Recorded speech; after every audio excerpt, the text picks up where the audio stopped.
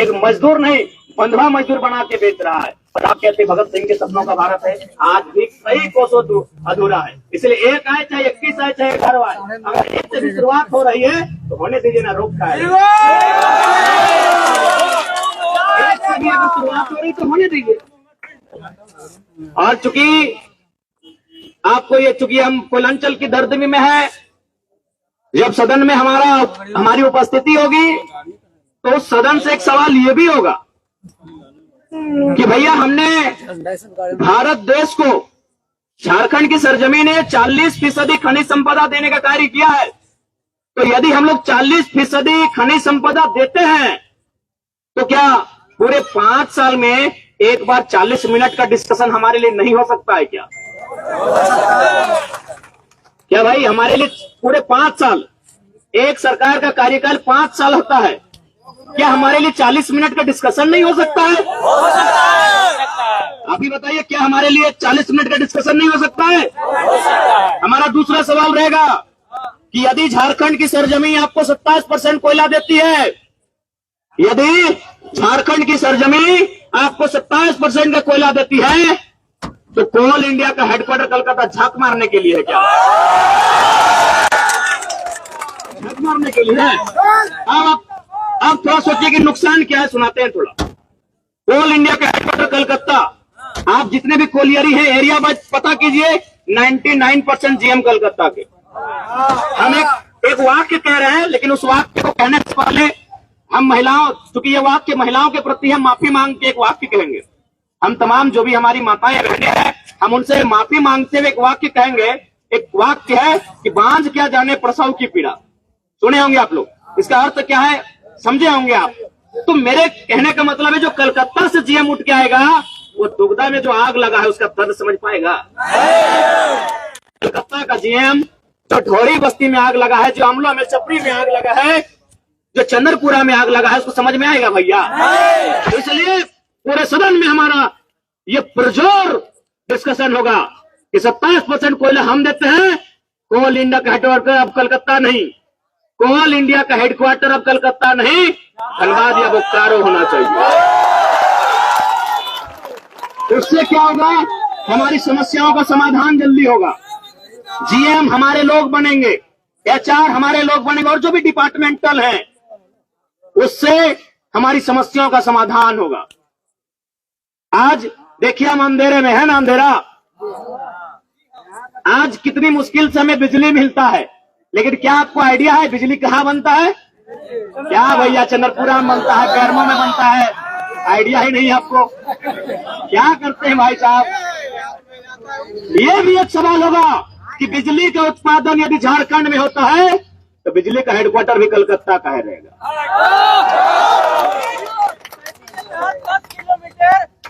बिल्कुल वह हरेक, बिल्कुल उस बात का भी रखा जाएगा, और उसमें संसद का पावर होता है। आप निश्चिंत रहिए दादा उसके लिए। और चूंकि ज्यादा समय नहीं, अभी हम लोग और इधर कहीं तक जाना है। एक बहुत ही मजाकिया विषय आपको सुनाते हैं, क्यों आज हमें एक अच्छे लीडर की आवश्यकता है सदन में। अच्छा एक बात बताइए, सेव कहाँ मिलता है? कश्मीर में क्या रेट होगा सेव का? चलिए कुछ भी XYZ कुछ भी है, क्या वही रेट झारखंड में है? नहीं है भैया। नारियल कहाँ मिलता है? केरल में। केरल में जो रेट है, क्या वही रेट झारखंड में है? नहीं है भैया। संतरा कहाँ मिलता है? नागपुर में। नागपुर में जो रेट है, क्या झारखंड में वही रेट है? नहीं है भैया। अंगूर कहाँ मिलता है? नासिक में। नासिक में जो रेट है वो रेट झारखंड में है? नहीं है। बिल्कुल यही नियम है। लेकिन झारखंड के कोयले का रेट ऑल ओवर इंडिया एक ही है। झारखंड के कोयले का रेट ऑल ओवर इंडिया एक ही है मेरे भैया, एक ही है। ये हमारा दुर्भाग्य है। पता नहीं इन लोगों, आज कोई एक सीमा नाम की क्या एक लड़की थी यार, नेशनल न्यूज में देखे, आज हमारे झारखंड की सरजमी में कोयला के खदानों में हजारों लोग दब के मर जाते हैं, कहीं कोई चर्चा नहीं। यानी उनके नजर में हमारा जान नहीं, कहीं ना कहीं हमारा जीवन पशुओं से भी बदतर मानते हैं। तभी तो कहीं कोई स्थान नहीं होता है, कहीं कोई है, कहीं कोई चर्चा नहीं होता। और यदि आपको लगता है एक किताब में गुजरता झारखंड, उस किताब में किसी पंडित में जिक्र है कि जादूगोड़ा में यूरेनियम है, हम लोग पढ़े में, वहां रेडिएशन फैलता है, उससे उस आसपास के साथ की जो महिलाएं हैं उनमें पाती, तो समझ लीजिए इनकी नजरों में हमारा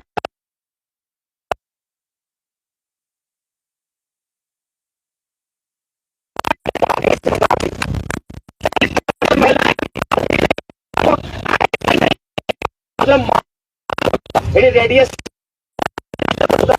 जिनको मालूम ही नहीं कि नर और नारी के बीच कुछ संतान होती है। यह परिस्थिति है भैया। इसलिए आज आवश्यकता है कि झारखंड की मिट्टी से एक दिलेर लीडर जाए और दिल्ली में हमारी पीड़ा को, हमारे साथ हुए अत्याचार को, हमारे साथ हुए शोषण को, हमारे साथ हुए पूरे सदन के माध्यम से कोई भारत देश को बताए। आज ये जरूरत है हमें। राम माता जिंदाबाद, राम माता जिंदाबाद।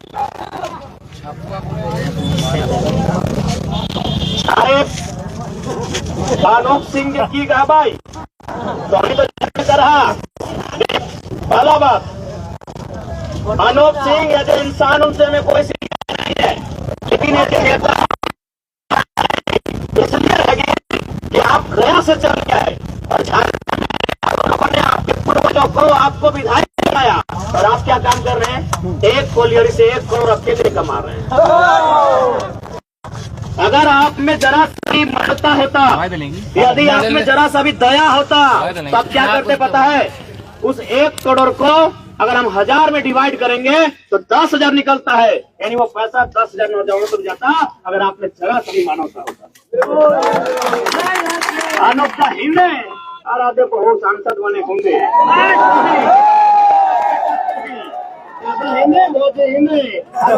बनता यार गजब के महटर हो यार। हमने एक सांसद गिरिडीह के आदरणीय, खुद गिरिडीह से सांसद और भांगनी रामगढ़ से विधायक, खुद विधायक और हादे भोजी के होंगे लई गलो के चल सांसद लड़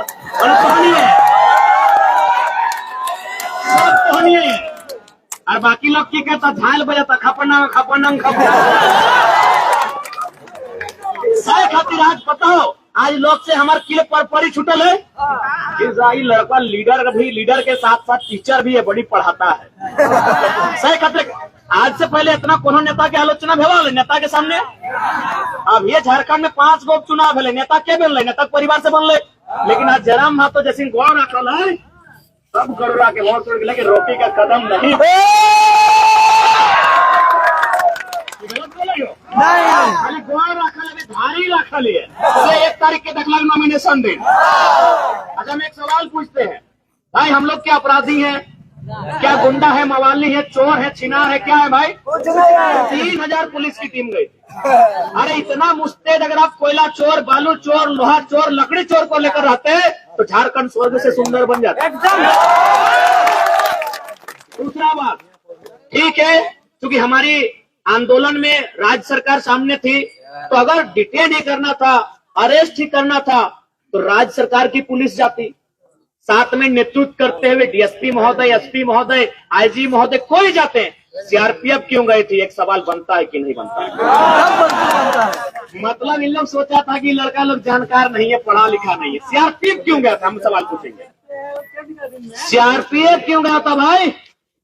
कौन सा अपराधी है हम लोग? पेशेवर अपराधी है, कातिल है, मुजरिम है, क्या है? सीआरपीएफ क्यों गए थे मान्यवर? क्या ये सवाल दागेंगे नहीं? यही बात का तकलीफ है कि लड़का पढ़ा लिखा है, इसलिए आप देख सकते हैं आप कि कदम हमारे बस गोरवा के खान के बाहर पड़े ही है कि भाई रोका जाए, कैसे रोकी को इसका इंतजाम किया जाए। रुकने से रुकने वाले नहीं है, ये तूफान का झोंका है भैया, रुकने वाले नहीं है।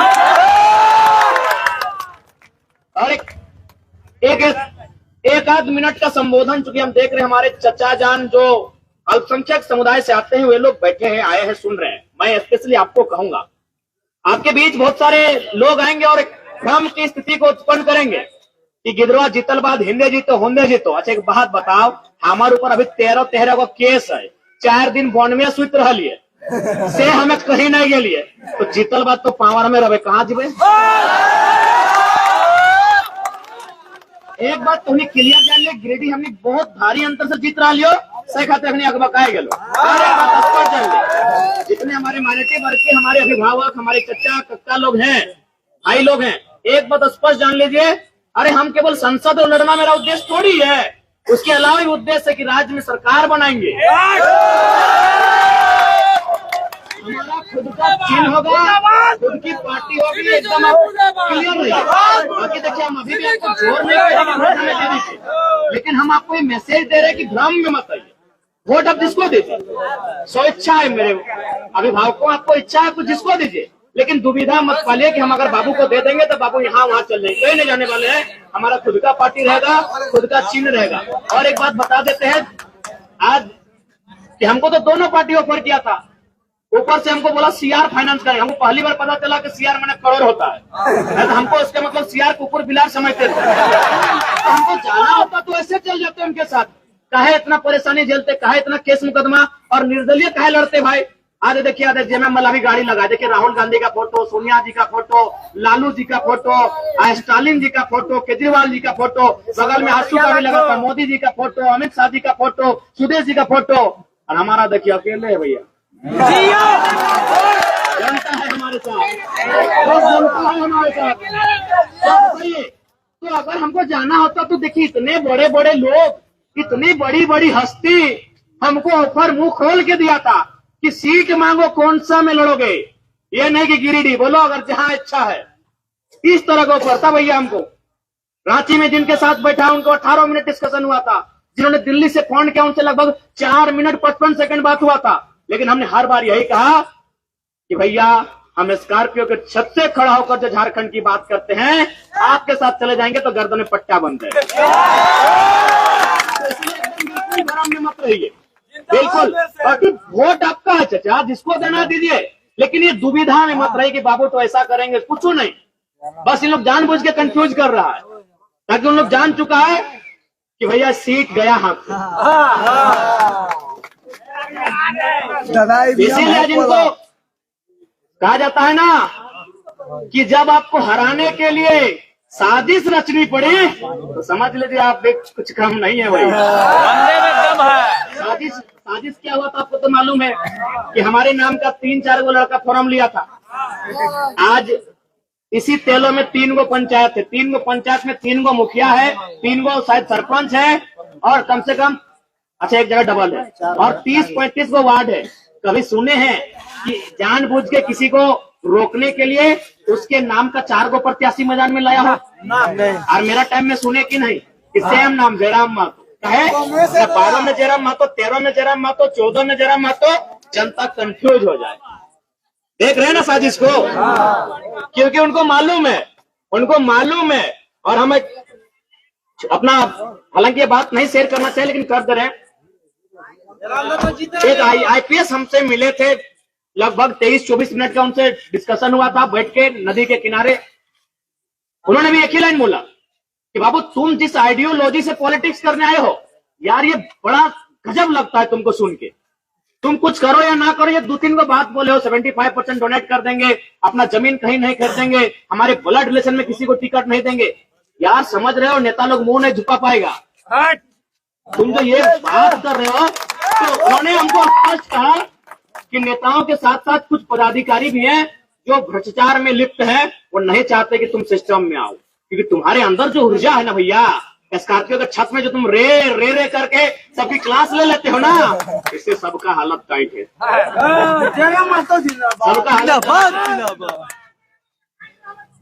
सबका हालत टाइट है। आपको जानकारी है कि नहीं कि हमारे इसी जिला में, जिस जिला में है ना, इसी जिला में पूर्व पदाधिकारी थे, जिला लेवल के पदाधिकारी थे इसी जिला में, बकायदा आईएएस पदाधिकारी थे इसी जिला में पूर्व में। सुनने में आपको पता कर लीजिएगा, उनकी अर्धांगिनी कहीं अपने रुतबे से नौकरी कर रहे थे, कोई क्वालिटी नहीं, कोई योग्यता नहीं, कोई एप्लीकेशन नहीं, अपने रुतबे से नौकरी कर रहे थे। पेमेंट था 1,17,000। हमने एगो सवाल किया था कि जमीनवा देवो हमने और अगर बहुत नौकरी कर तो एप्लीकेशन नंबर दिखाई दे। लास्ट में क्या बोले अधिकारी पता है कि लड़का विचित्र लड़का है, आप एक काम कीजिए नौकरी छोड़ दीजिए। एक IAS पदाधिकारी कुछ नहीं है तो भैया संसद में चले जाएंगे तो की बताइए तो उठाए जा।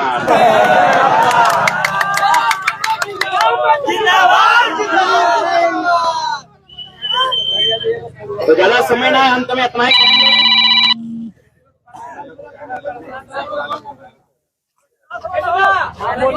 कि मेरे गिरिडीह वासियों, मेरे झारखंड वासियों, कि सांसद ऐसा ना चुनिए जो 5 साल में एक बार आके दारू और मुर्गा का हार दे।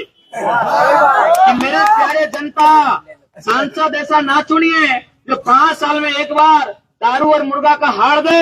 अरे सांसद ऐसा चुनिए जो महाराष्ट्र के पहाड़ से दिल्ली में जाके दहाड़ दे।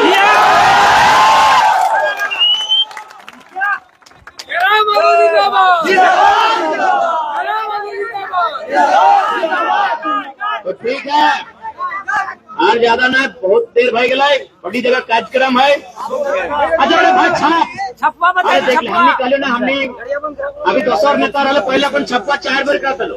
अरे रोक हमरो छाप पे बतवा दे। 12 number gas cylinder, 12 number gas cylinder tiger सीधा संसद के अंदर। 12 number gas cylinder, 12 number gas cylinder tiger सीधा संसद के अंदर और सामान शैतान माटी के भीतर। 12 नंबर गैस सिलेंडर टाइगर सीधा संसद के अंदर। तो ठीक है, बाकी हाँ जितना कोयला चोरी करे वाला, बालू चोरी, लोहा चोरी, अपनी तो फिर बाकी सबके फिर से जितना जान टूटल है, अटल है,